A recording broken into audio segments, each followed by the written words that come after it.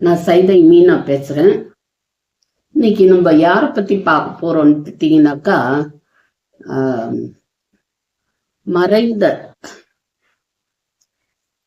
முன்னாள் ஜனாதிபதி ஏபிஜே அப்துல் கலாம் ஐயாவை பத்தி தான் பார்க்க போறோம். இவர் நம்ம தமிழ்நாட்டில இருந்து 3ஆவதா ஜனாதிபதியா ஆனவர். நம்ம தமிழ்நாட்டுல ஏற்கனவே 2 பேரு ஜனாதிபதி பதவி வகிச்சிருக்கிறாங்க. அப்பால இவர் 3ஆவது. முதல்ல ஐயா ராதாகிருஷ்ணன் அவர்கள், அப்பால 2வது ஆர் வெங்கட்ராமன் அவர்கள், அப்பால 3ஆவது நம்ம ஏபிஜே அப்துல் கலாம் ஐயா. அவங்க 3 பேர் ஜனாதிபதி பதவியை வகிச்சிருக்கிறாங்க. இது நம்ம எல்லாருக்குமே பெருமை, தமிழ்நாட்டுல பிறந்தவங்க அப்படின்றதுல. இவர் சின்ன வயசுலயே வறுமையிலேயே வாழ்ந்ததுனால பேப்பர்லாம் கூட போட்டிருக்கிறாரு. ஊடகங்களுக்கு செய்தித்தாள் எல்லாம் போடுவாங்கலாம், அதெல்லாம் கூட போட்டிருக்கிறாரு. அப்பால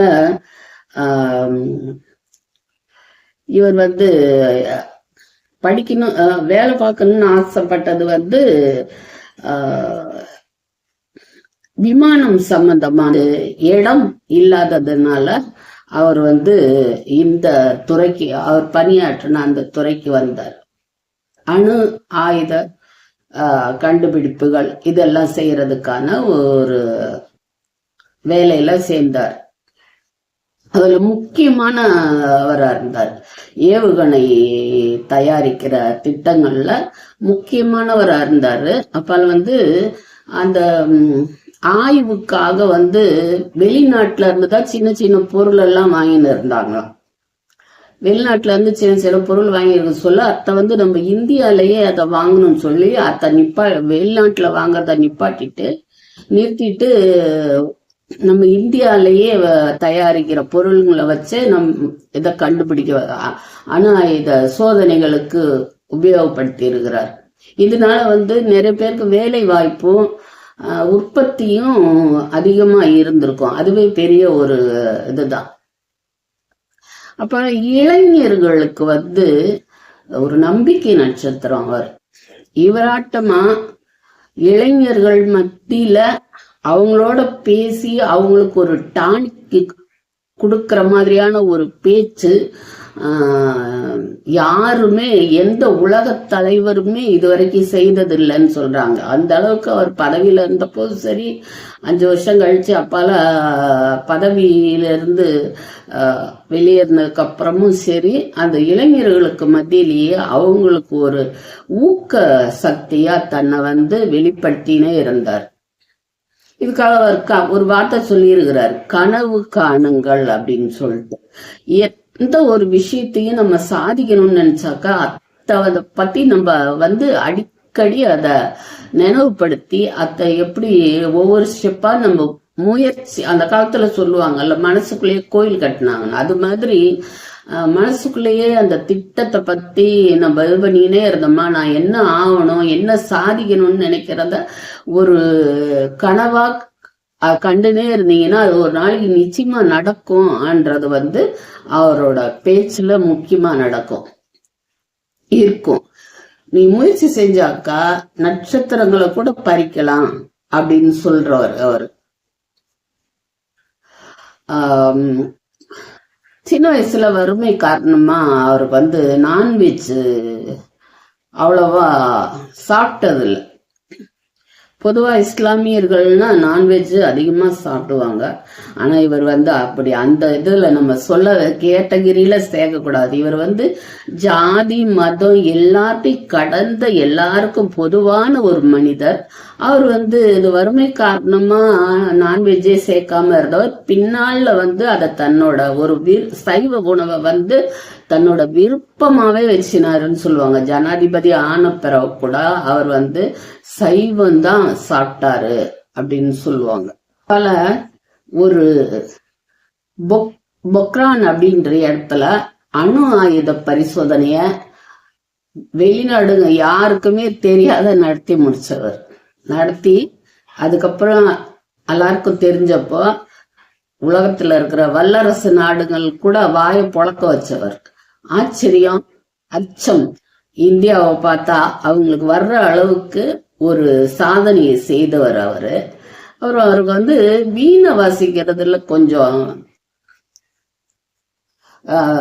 இது ஆர்வம் இருந்ததுன்னு சொல்லுவாங்க. வீணை வாசிக்கிற திறமை இருந்ததுன்னு சொல்லுவாங்க. அப்பெல்லாம் வந்து சங்கீத மும்மூர்த்திகள்னு சொல்லுவாங்க.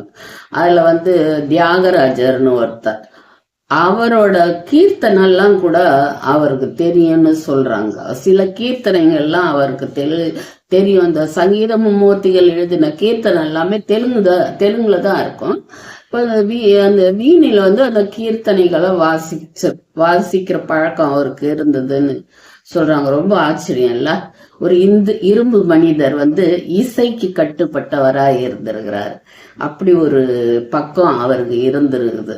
அவராண்ட வந்து தான்ற ஒரு இருமாப்பு வந்து என்னைக்குமே இருந்ததில்லைன்னு சொல்லுவாங்க. டெல்லியில வந்து ஜும்மா மசூதின்னு இருக்குது.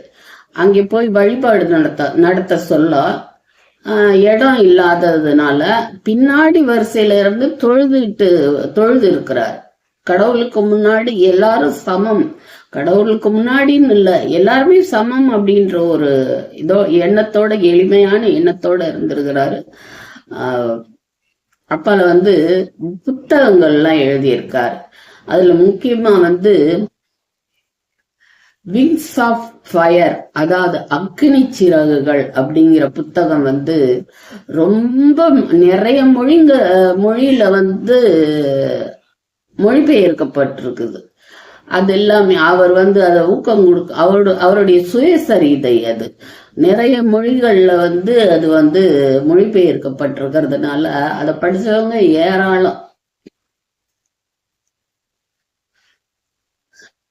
ஜனாதிபதிகள், இந்திய ஜனாதிபதிகள்லயே பிரம்மச்சாரி பேச்சுலரா இருந்த ஒரே ஜனாதிபதி இவர் தான் ஆண்றாங்க. அப்போல்லாம் வந்து ஒருத்தவங்க பேட்டி எடுத்தப்போ, உங்களுக்கு அடுத்த பிறவின்னு ஒண்ணுல நம்பிக்கை இருந்ததுனாக்கா நீங்க என்னவோ யார பிறக்க விரும்புறீங்க அப்படின்னு கேட்டப்போ, இதே இந்தியாலதான் நான் பிறக்கணும்னு ஆசைப்படுறேன். ஏன்னா இந்தியா வந்து வளர்ந்து வர்ற ஒரு நாடு, அது வல்லரசு ஆகுறத, அதோட வளர்ச்சியை நான் பார்க்கணும்னு அப்படி சொல்லியிருக்கிறார்.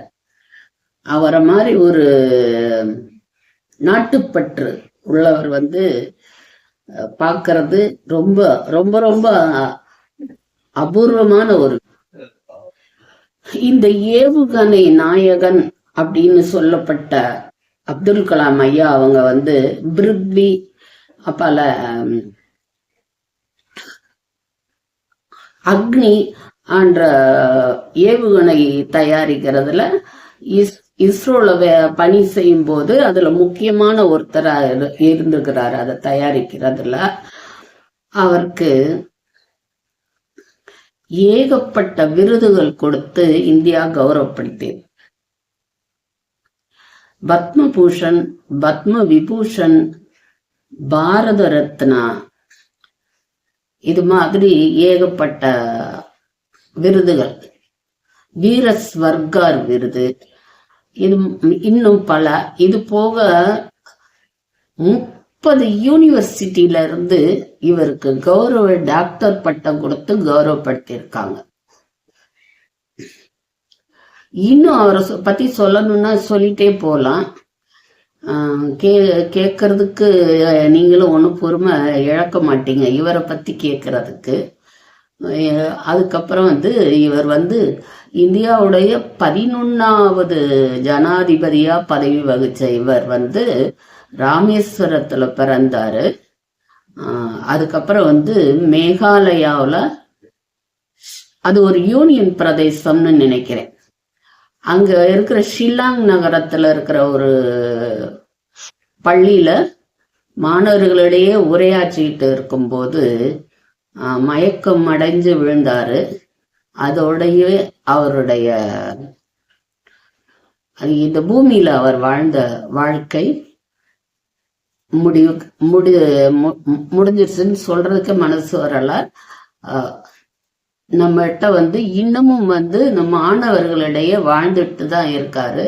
அவர் மனங்கள்ல வாழ்ந்துகிட்டு இருக்காரு, இளைஞர்கள் மனதுல வாழ்ந்துகிட்டு இருக்காரு. அவர் இறப்புக்கு உலகம் பூரா இருந்து நிறைய பேர் வந்தாங்க. ஒரு குறிப்பிட்ட இது இல்லாம உலகம் பூரா இருந்து அவருடைய அந்த சாதனைகளுக்காகவும் அவர் எப்படிப்பட்ட ஒரு நல்ல மனிதருங்கிறதுக்காகவும் உலகம் பூரா இருந்து ஜாதி மத பேதம் எதுவுமே இல்லாம நிறைய பேர் அவருக்காக கண்ணீர் வடிச்சு அவருடைய இறுதி ஊர்வலத்துல கலந்துட்டு சிறப்பிச்சாங்க. இன்னமும் அவருடைய பிறந்த நாளுக்கு பள்ளிகள்ல அவரை பற்றின கட்டுரை எல்லாம் போட்டி வைக்கிறாங்க. அவர் கண்ட கனவை நனவாக்கி இந்தியாவை வல்லரசாக்குறது இளைஞர் கையில தான் இருக்கு. அதை நிறைவேற்றி தந்தாதான் அவர் ஆன்மா சந்தோஷப்படும். இது வரைக்கும் அப்துல் கலாம் ஐயாவை பத்தி நான் எனக்கு தெரிஞ்ச ரொம்ப ரொம்ப கொஞ்சம் விவரங்களை தான் சொல்லியிருக்கேன். உங்களுக்கு இதை விட தெரிஞ்சிருக்கலாம். அதை பத்தி ஒரு வரி கமெண்ட் போட்டியில போட்டுருங்க. அடுத்த வீடியோவில் பார்க்கலாம். இந்த பதிவை பார்த்ததுக்கு